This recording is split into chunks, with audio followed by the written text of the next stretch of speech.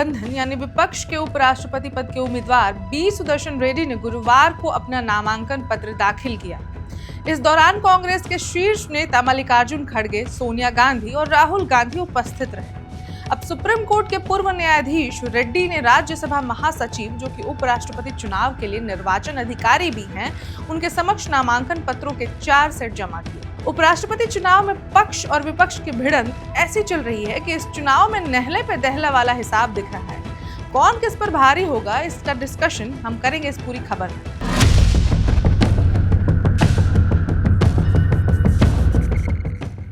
नमस्कार, मैं ऋचा पराशर और आप देख रहे हैं वन इंडिया हिंदी। इंडिया गठबंधन के उपराष्ट्रपति पद के उम्मीदवार बी सुदर्शन रेड्डी ने गुरुवार यानी 21 अगस्त को अपना नामांकन दाखिल कर लिया है।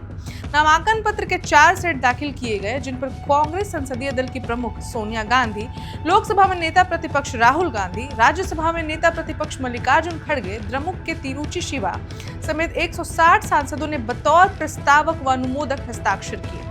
वहां शरद पवार, सपा नेता रामगोपाल यादव, द्रमुक के तिरुचि शिवा, तृणमूल कांग्रेस की शताब्दी रॉय, शिवसेना यूबीटी के संजय राउत, माकपा के जॉन ब्रिटास नामांकन के लिए उपस्थित विपक्षी नेताओं में शामिल थे।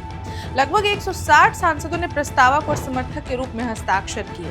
उपराष्ट्रपति पद का चुनाव दिन पर दिन दिलचस्प होता जा रहा है। इस चुनाव में कौन किस पर भारी होगा, ये तो रिजल्ट आने के बाद ही पता चलेगा, लेकिन आमना सामना कैसे तगड़ा है ये देख लेते हैं। अब एनडीए ने सीपी राधाकृष्णन को अपना उम्मीदवार बनाया है। उन्होंने बुधवार यानी 20 अगस्त को ही प्रधानमंत्री नरेंद्र मोदी की मौजूदगी में नामांकन दाखिल कर लिया।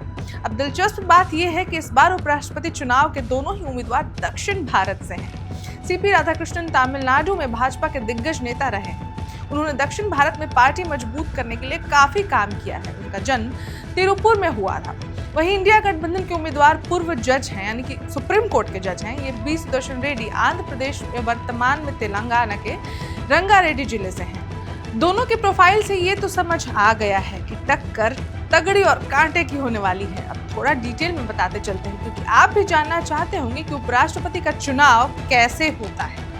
अब उपराष्ट्रपति चुनाव के लिए निर्वाचक मंडल में लोकसभा और राज्यसभा के सदस्य शामिल होते हैं, यानी दोनों हाउसेस के लोग जो सदस्य हैं वो शामिल होते हैं। राज्यसभा में मनोनीत सदस्य भी अपना वोट डालने के लिए एलिजिबल होते हैं। निर्वाचक मंडल की प्रभावी संख्या 781 है और बहुमत का आंकड़ा 391 है। अब सत्तारूढ़ एनडीए ने सीपी राधाकृष्णन को मैदान में उतारा है। सत्तारूढ़ दल को कम से कम 442 सदस्यों का समर्थन प्राप्त है। खैर, ये जीत तो आपको लग रहा होगा कि ये सिर्फ एक पक्ष को यानी सत्ता को मिलने वाली है, लेकिन ऐसा नहीं है, क्योंकि बहुत इंटरेस्टिंग होने वाला है, क्योंकि साउथ के कैंडिडेट्स हैं और भी डिस्कशन से जो भी हम आपको बता रहे हैं। अब वाईएसआरसीपी जैसी विपक्षी गठबंधन से इतर पार्टियां पहले ही राधाकृष्णन को समर्थन देने की घोषणा कर चुकी हैं। नामांकन से पहले खड़गे ने कहा कि बी सुदर्शन रेड्डी उपराष्ट्रपति पद के विपक्ष के संयुक्त उम्मीदवार हैं।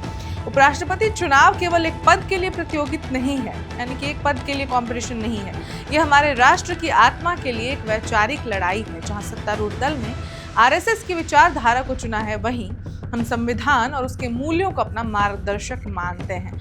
अब लोग ऐसा भी अनुमान लगा रहे हैं, क्योंकि दोनों ही लीडर साउथ से आ रहे हैं, तो शायद इलेक्शन के दौरान कहीं कुछ ऐसा निकल कर ना आ जाए जो किसी ने, यानी कि देश ने या पक्ष या विपक्ष ने सोचा भी ना हो। विपक्षी गठबंधन चुनाव की बारीकियों से सदस्यों को परिचित कराने के लिए 8 सितंबर को मॉक पोल का आयोजन करेगा। इसका मकसद सभी सदस्यों को उपराष्ट्रपति चुनाव में अपने मताधिकार का प्रयोग करने की जानकारी देना है।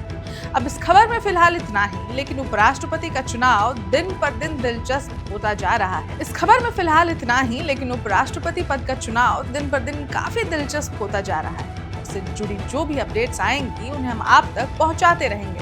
बस आप बने रहिए वन इंडिया हिंदी के साथ। नमस्कार। Subscribe to One India and never miss an update. Download the One India app now.